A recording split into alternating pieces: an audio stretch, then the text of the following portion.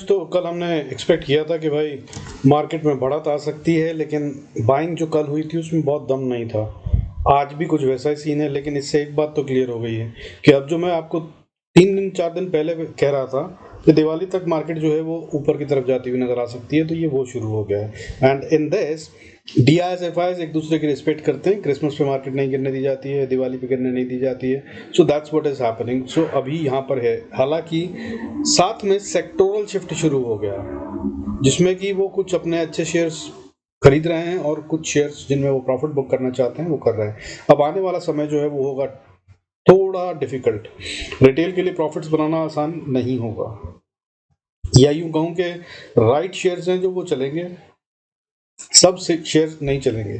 सो उसकी तैयारी कीजिएगा। बाकी डेटा के साथ समझने की कोशिश करते हैं और कौन कौन से सेक्टर कहाँ क्या मजबूती आ रही है वो सब देखने की कोशिश करते हैं। आइए शुरू करते हैं आज का video. Before we do that, I request to go through the disclaimer as per SEBI norm. जरूरत हो तो वीडियो को पॉज कर पढ़ें। तो साहब आज जो देखिए जो हुआ है उसके तहत में ये समझ लीजिए कि मार्केट में दम तो आया है, इसमें कोई शक नहीं है। और ये क्यों आया है वो आप समझ लीजिए कि पैसे की वजह से नहीं आया। अब आप समझिए कि क्यों, क्योंकि कुछ चीजें होती है ना जो म्यूचुअल चलती हैं, सो ये उनमें से एक है। अभी मगर मार्केट में दम आ सकता है क्योंकि ये सेक्टोरल शिफ्ट चल रहा है, पैसा अभी लग नहीं रहा है। कारण इसकी वजह से मैं ये कह रहा हूँ। क्या हुआ है आज उसको समझते हैं। 24,466 पर मार्केट बंद हुई है। निफ्टी 127 पॉइंट का गेन है और 0.52% बढ़ता नजर आया। लो जो है इसने आज 24,140 का मारा, अच्छा खासा डराया पब्लिक को, और उसके बाद फिर ये ऊपर गए हैं। तो यानी कि बहुत खतरनाक सेलिंग हुई होगी, राइट? तो फिर इसलिए डर लगा होना चाहिए, लेकिन भाई ऐसा कुछ नहीं हुआ, बड़ी सेलिंग हुई नहीं है। और ये तब होता है जब सेक्टोरल शिफ्ट हो रहा होता है। तो इन्होंने क्या करा है, शुरू में जिन शेयरों से इन्हें निकलना था उन्हें सेल ऑफ करा गया है, और उसके बाद इनको जो बाय करने थे, क्योंकि वहां पे फियर क्रिएट हो गया था, तब इन्होंने उसके अंदर बाइंग करी है। इसको सिंपल भाषा में जो रूल चलता है मार्केट में, buy the fear sell the greed, ये बहुत बड़ा फॉर्मूला है। जिसको समझ में आ गया वो मार्केट में कामयाब हो जाता है। तो यहां पर वो किया गया है, सेल करते गए सेल करते गए सेल करते गए, फिर मार्केट में फियर क्रिएट हो गया, तो उस फियर को इन्होंने बाय करा है जब लोग अपने शेयरों से निकलना चाहते थे, जब उनको डर लग रहा है कि अब ये गलत थी बढ़त और अब गिर जाएंगे। लेकिन उस समय पे इन्होंने क्या करा, उस समय पे इन्होंने जिनसे निकलना था वहां से तो निकल चुके थे, जो फंसाना था लोगों को वो फंस चुके थे, उन्होंने खरीद लिए वो वाले जिन्होंने दमदार लग रहा था, जिनको कॉन्फिडेंस था कि मार्केट बढ़ेगी।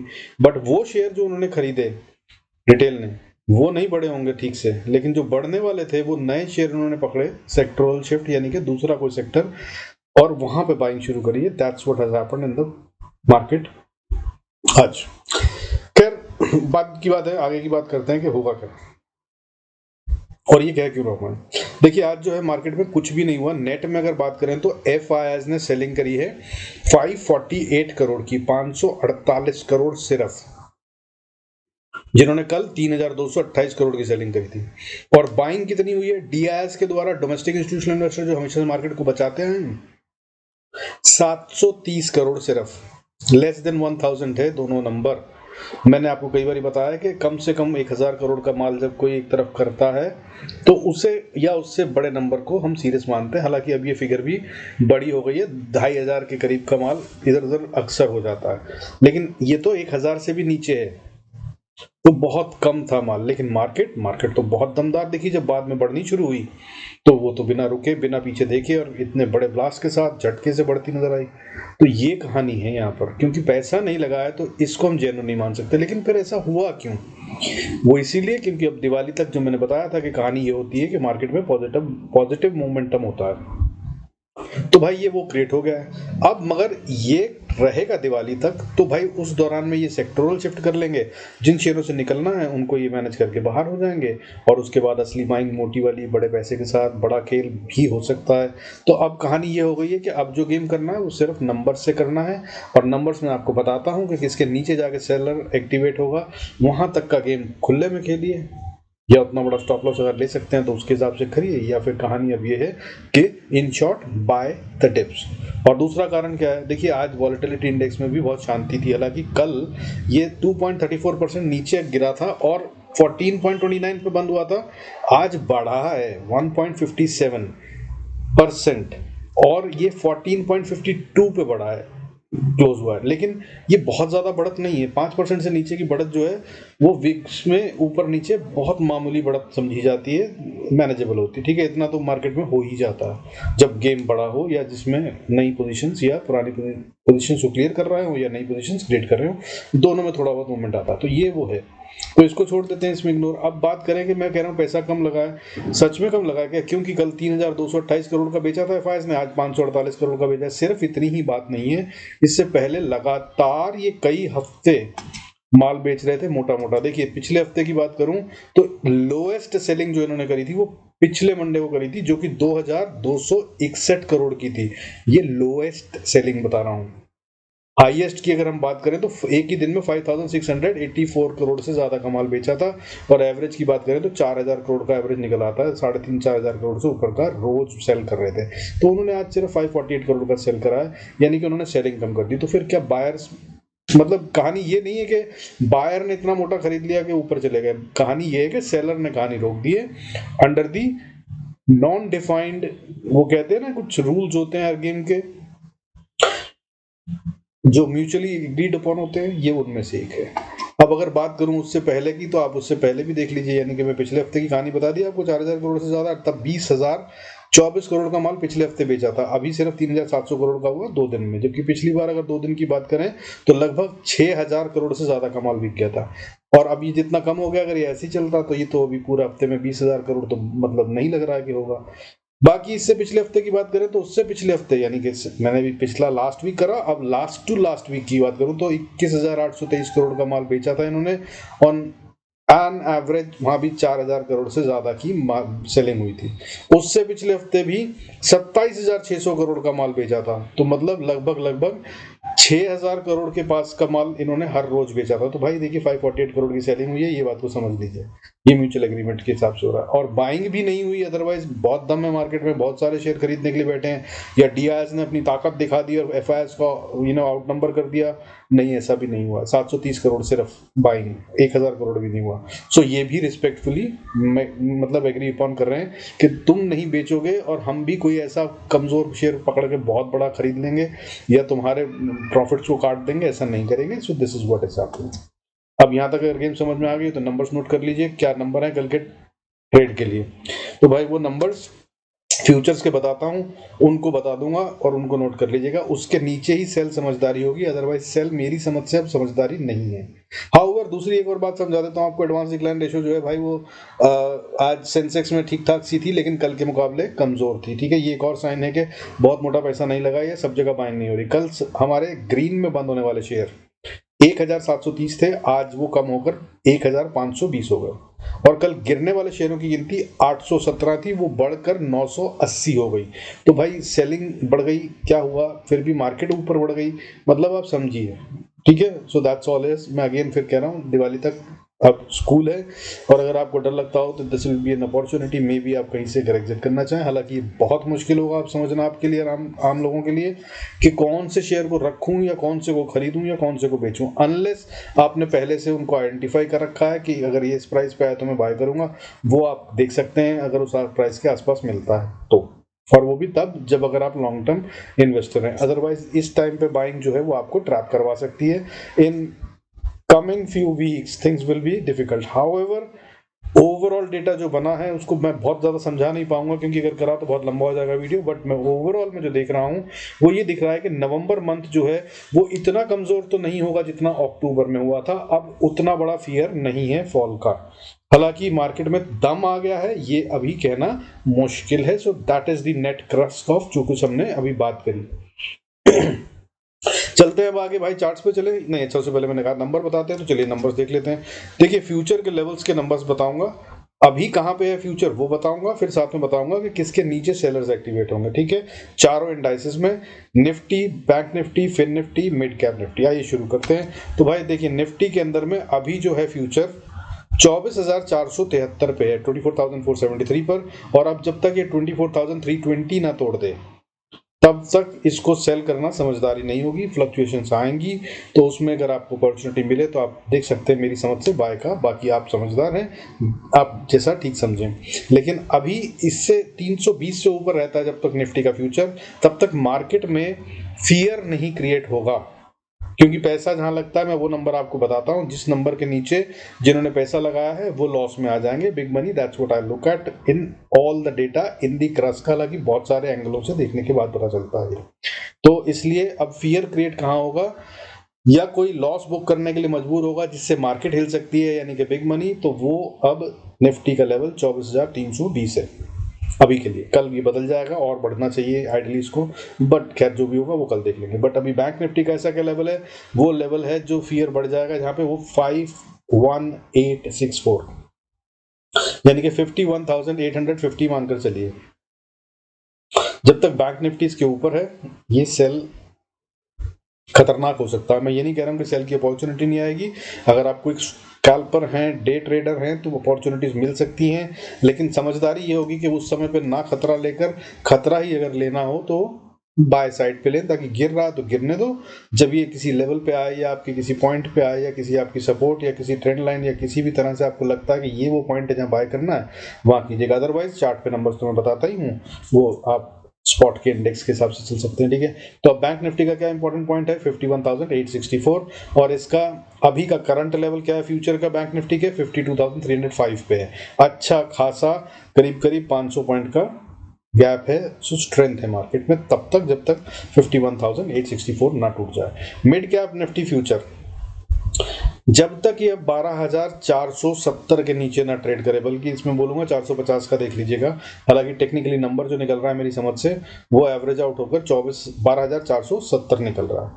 अभी कहां पे है, 12,586, 116 पॉइंट का गेन है, ताकत दिख रही है। और यहाँ पर ज्यादा बाइंग हुई है एक्चुअली। ठीक है, एडवांस डिक्लाइन रेशियो के हिसाब से हमने डिस्कस नहीं करा है, trying to reduce the videos total length, but ताकत यहाँ ज्यादा दिख रही है। जबकि समझाया जा रहा था कि यहीं गिरावट आएगी, लेकिन बाइंग भी यहीं हो रही है और गिरावट भी यहाँ आई थी बढ़िया से। ठीक है, तो यहाँ पर ही है जो जगह बता रही है कि सेक्टोरल शिफ्ट शुरू हो रहा है। कुछ शेयरों से निकल रहे हैं और कुछ शेयरों को खरीद रहे हैं।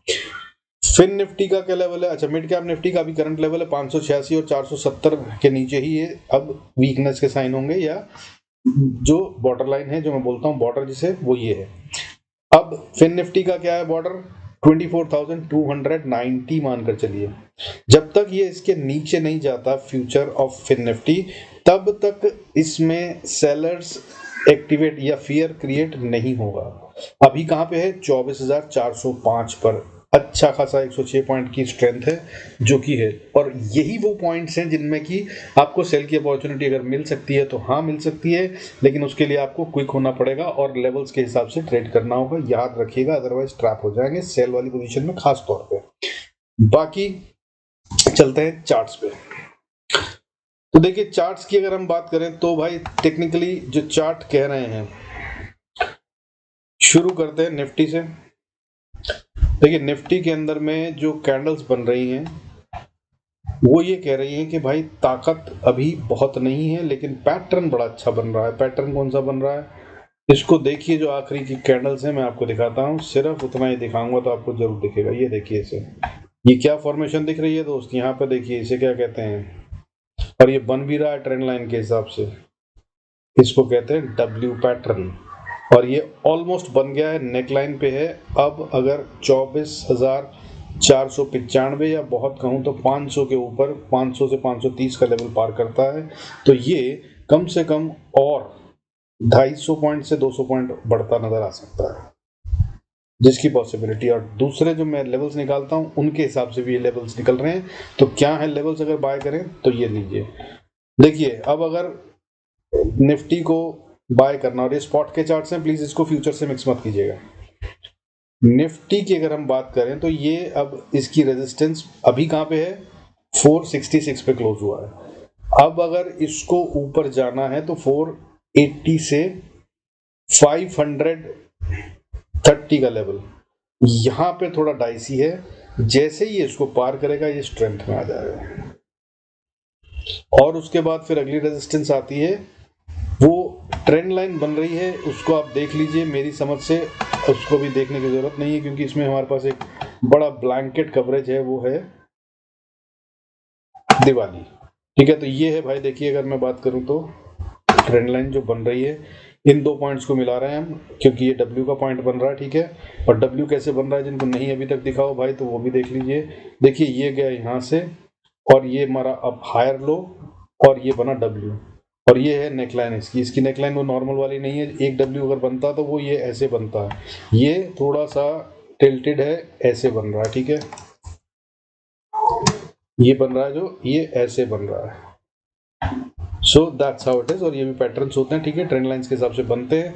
और इसकी अगर आपको मैं लोअर लाइन भी दिखा दूं तो आपको चैनल दिख जाएगा, इसमें चैनल फॉलो हो रहा है। चाहे तो आपको मैं चैनल भी बना के दिखा सकता हूँ, जिन लोगों को नहीं पता हो चैनल ट्रेडिंग कैसे करते हैं तो वो भी सीख लीजिए। चलिए आज की लर्निंग वही हो जाएगी, बढ़िया आपको चैनल बनाना सिखा देता हूँ। इसमें करना क्या होता है, इसमें करना ये होता है कि भाई अपनी जो रेंज चल रही है ना, उसके पॉइंट्स को मिलाना है। किसी भी एक तरफ मिला लीजिए तो दूसरी तरफ अपने आप मिल जाती है। जैसे कि हमने ये बनाया इन दो पॉइंट्स को मिलाकर। अब अगर मैं चैनल बनाऊं तो यहाँ पे चैनल भी अलग से बन जाता है, पूरे का पूरा चैनल ही अगर आप बनाना चाहें तो। मतलब चैनल भी कई तरह के होते हैं, ठीक है ना। मैं FIB चैनल बना रहा हूँ, हालांकि सिंपल चैनल भी बन सकता है। ये देखिए, ये लाइन से मैंने यहाँ पे जोड़ा, यहाँ पे, और इसको मैंने कर दिया कनेक्ट ये वाले डॉट पे। और अब अगर आप इसको देखेंगे तो ये देखिए ये लाइन जा रही है, ये इसको टच करेगी। चलिए मैं आपको थोड़ा और सिंपल करके दिखाने की कोशिश करता हूँ। देखिए इसमें क्या है ना कि ये बहुत आसान होता है अगर आप इसको करें तो। देखिए ये वाला आपको अच्छे से दिखेगा, यहाँ से ये लाइन खींची यहाँ पे, और ये लाइन को आपने स्ट्रेच किया और नीचे के बॉटम्स को मिला दिया। अब अगर आप देखेंगे तो हल्की सी अलाइनमेंट और मार्केट में प्राइस क्या कर रही है वो आपको दिखने लगता है। ये अगर आपको दिख नहीं रही हो तो मैं इसको थोड़ा सा बड़ा कर दूं ताकि आपको दिखने लग जाए। ये देखिए ये है चैनल, और इसका कलर भी चेंज कर देता हूं थोड़ा सा।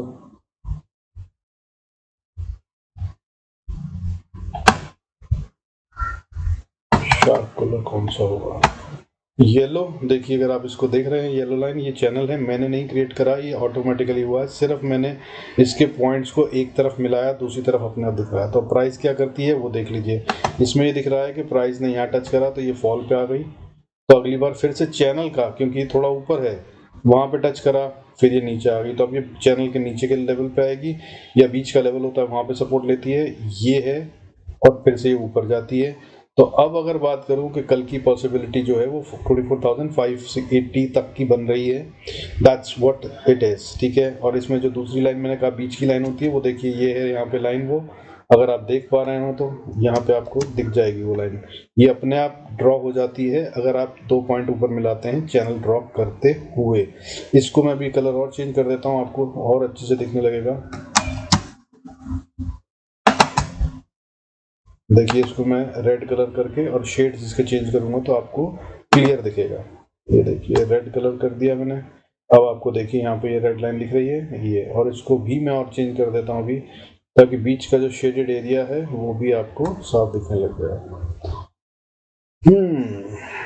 ये सिखाने के लिए कर रहा हूँ दोस्त, लंबा हो रहा है video, but I am sure that आप इसको वैल्यू करेंगे और आपको फायदा होगा तो आपको अच्छा लगेगा। ठीक है ना, यहाँ पे बैकग्राउंड कलर जो है मैं इसका ग्रीन कर देता हूँ, डार्कर करते हैं इसको और डार्क कर देते हैं। ये देखिए अब आपको ये चैनल साफ दिखाई दे रहा होगा। अब ये देख लीजिए ये है चैनल जिसमें ये गया यहाँ से, और ये बीच की लाइन मिड लाइन के अंदर में ये या तो रुकता है या फिर यहाँ से भी बाउंस कर सकता है। मतलब मैं क्या कह रहा हूँ, पॉसिबिलिटीज ये होती हैं कि चैनल में यहाँ से शुरू होगी वेल प्राइस तो ये यहाँ पे आएगी, फिर हो सकता है ये यहाँ से ऊपर जाए तो ये चैनल पे यहाँ पे मिड लाइन है, यहाँ से टच करके फिर गिर जाए थोड़ा और फिर ये ऊपर जाए, और फिर ये ऐसे इसको हायर लाइन को टच करे, और फिर उसके बाद या तो यहाँ रुके और वापस ऊपर जाए, या फिर यहाँ पे ना रुके और ये सीधा यहाँ पर आए और फिर वापस ऊपर जाए। ऐसे करके चलता है, चैनल बनना कहते हैं जिसे।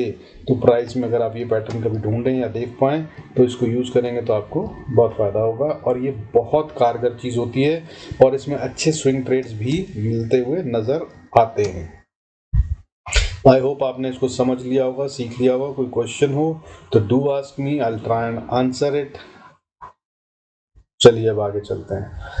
लेवल्स क्या हैं ट्रेडिंग के लिए? तो भाई ट्रेडिंग के लिए लेवल्स जो हैं, अब मैं छोटे लेवल्स देने की कोशिश करूंगा so that you can try and utilise them. तो भाई निफ्टी का लेवल अगर इसको ऊपर जाना है तो सबसे पहली रेजिस्टेंस जो है वो 480-85 या 490 से 520-30 का एरिया बनता है, ठीक है। अब अगर इसके ऊपर जाता है तो अगली रेजिस्टेंस बनती है भाई 24,560 550-60, ठीक है। ये हो गया लेवल अगला। और अगर इसको पार कर लेता है तो फिर ये जा रहा है 24,710 तक, ये बनता है इसका अगला लेवल। और 24,710 को अगर पार करा तो फिर ये ओपन हो जाएगा 24,950 के लिए। 948 950 का लेवल निकल रहा है। और इसको पार करा तो फिर 25,000 19-20 और फिर 25,080 से 25,100 का लेवल। ये हैं लेवल्स जो आने वाली दिवाली तक शायद खेले जा सकते हैं। इनको आप आज देख लिया है तो कई दिन तक यूज कर सकते हैं ये लेवल्स, क्योंकि मोर ऑन दी बेसिक्स है, not on the fundas as per the numbers और टेक्निकल। इनमें टेक्निकल सपोर्ट भी हालांकि मैंने मिलाई है, बट ये बेसिक हैं और ये दिवाली तक वैलिड रहने चाहिए। बाकी कल कुछ चेंज होगा तो वो अपडेट। अब नीचे की बात कर लेता हूँ। खतरनाक भी होता है, मार्केट में धोखे भी होते हैं। तो भाई देखिए नीचे अगर आता है तो सबसे पहली सपोर्ट है 24,415 और अगर इसके नीचे आएंगे तो फिर कमजोर है लेकिन अच्छी सपोर्ट बन जाएगी शायद अभी दिवाली तक के लिए 24,360 से लेकर 340 का एरिया। अब 340 के नीचे जो है ना, यहां से बनती शुरू होती है स्ट्रॉन्ग सपोर्ट। 340 से 270 या 275 का लेवल, ये वो लेवल है जिसे अब निफ्टी को तोड़ना नहीं चाहिए दिवाली से पहले, एटलीस्ट मेरी समझ से। बाकी आप जरूर देख लीजिएगा। हाँ, अगर इसको भी तोड़ दे तो फिर भाई ये नीचे अगली स्ट्रॉन्ग सपोर्ट जो है वो 24,160 से 24,125 है, जो आइडली टेस्ट नहीं होनी चाहिए क्योंकि ये आज हो गई और उसके बाद टेस्ट होने के बाद बहुत स्ट्रांग मूव आया है। हालांकि बिना पैसे के आया है, बट एक बार बार बार बार रोक रोक कर करे हैं, तो इसका मतलब ये है कि रिटेल को तो पैसे नहीं बनाने दिए गए हैं, ठीक है ना। चलिए ये हो गया आपको निफ्टी का। भी क्विकली भाई कल अपना एक्सपायरी है, बुधवार है, तो बैंक निफ्टी समझ लेते हैं।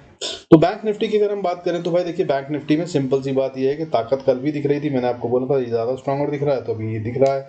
और इसमें अभी ऊपर अगर जाना है तो सीधा रेजिस्टेंस की बात करेंगे और नीचे सपोर्ट की। तो बैंक निफ्टी की स्पॉट की अगर हम बात करें तो भाई देखिए सबसे पहली सपोर्ट जो है, जो अगर इसमें दम है और ऊपर जाने का तो इसी पे नहीं आएगा ये, दैट इज 52,230, ठीक है। इसके ऊपर ही रहता है तो अगली रेजिस्टेंस जो बनती है 52,360, छोटी है सब रेजिस्टेंस। उससे अगली रेजिस्टेंस 52,470 और उससे अगली रेजिस्टेंस 52,570 से 600।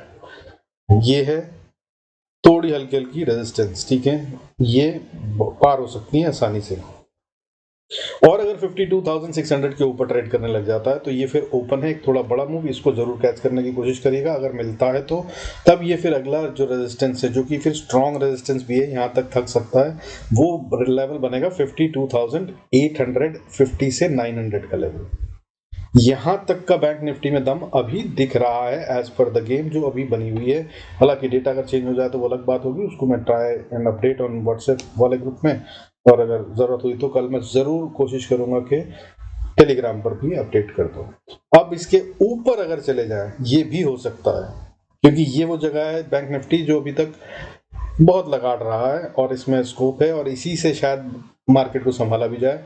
तो अगर ऐसा होता है तो 52,900 के ऊपर ना भाई कोशिश कीजिएगा जितना स्टॉप लॉस ट्रेल कर सके। मैंने ट्रेल करना स्टॉप लॉस बताया है करीब मेरे ख्याल से लास्ट मंथ में या पिछले करीब 20-25 वीडियो पहले, उसको जरूर देख लीजिएगा। नहीं तो आपको अगर पता है तो उसको यूज कीजिएगा और राइड कीजिएगा, क्योंकि यहाँ के बाद 52,900 के ऊपर मेरी समझ से फिर 53,000 साइकोलॉजिकल लेवल है, जिसमें 150 पॉइंट ऊपर नीचे देख के रुक सकता है, कंसोलिडेट कर सकता है, लेकिन वहां पर रेजिस्टेंस एक्चुअली में टेक्निकली या किसी भी और तरह से नहीं बनती है।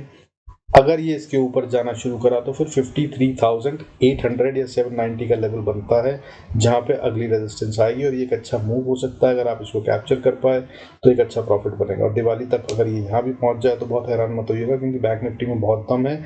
मैं इसके ऊपर के भी लेवल बता रहा हूँ, क्योंकि बैंक निफ्टी ने अगर खेला तो वो बड़ा खेलता है। और इसका अगला लेवल जो फिर आता है वो भी इससे बड़े वाले मूव का रेंज है 54,560 और उसके बाद 54,930। यहाँ तक के लेवल्स हैं अगले। इससे ऊपर की जरूरत हुई तो अगले वीडियो में कोशिश करूंगा, नहीं तो देखते हैं कल मगर क्या होता है। बाकी नीचे की बात करें तो भाई जैसे मैंने बोला सबसे पहले 52,240 का लेवल या 200 का लेवल मान के चलिए। ये अगर ब्रीच नहीं होता है तो ये स्ट्रांग है। हालांकि 240 अगर टेस्ट होता है मेरी समझ से तो फिर ये कमजोरी के साइन है। लेकिन ये हो सकता है कि टेस्ट हो और बैंक निफ्टी साइडवेज चला जाए। हालांकि मुझे बैंड ब्लास्ट दिख रहा है 15 मिनट पे। बैंड ब्लास्ट जो होता है वो एक अच्छा साइन होता है और स्ट्रेंथ की बात होती है, और इसका मतलब नकली वाला खेल नहीं होता। छोटे टाइम फ्रेम पे हो तो फिर एक बार सोच सकते हैं। सबसे पहला टाइम फ्रेम जिसे वैलिडेट या वैल्यूएबल माना जाता है in the world of traders या टेक्निकल एनालिस्ट, वो होता है 15 minute minimum, that too specially for intraday या स्विंग ट्रेड। इससे नीचे के चार्ट पे कुछ भी अगर होता है, इससे नीचे के टाइम फ्रेम पे, ये अलग लर्निंग है, ठीक है, इसको भी नोट कर लीजिए। Anything on less than 15 minute उसको पैटर्न नहीं मानना चाहिए, क्योंकि वो धोखा हो सकता है। विपसा होते हैं उसके अंदर और वो नुकसान दे देते हैं। तो अगर आपको कोई भी पैटर्न देखना हो, कैंडलस्टिक का पैटर्न हो या किसी इंडिकेटर का भी पैटर्न हो, तो वो कम से कम 15 मिनट के पैटर्न 15 मिनट के चार्ट पे दिखना चाहिए, तभी उसे वैलिड माना जाता है। नहीं तो वो मोमेंटरी होता है और उसमें मोमेंटम खोज के स्कैल्पिंग की जाए तो बस अच्छा होता है।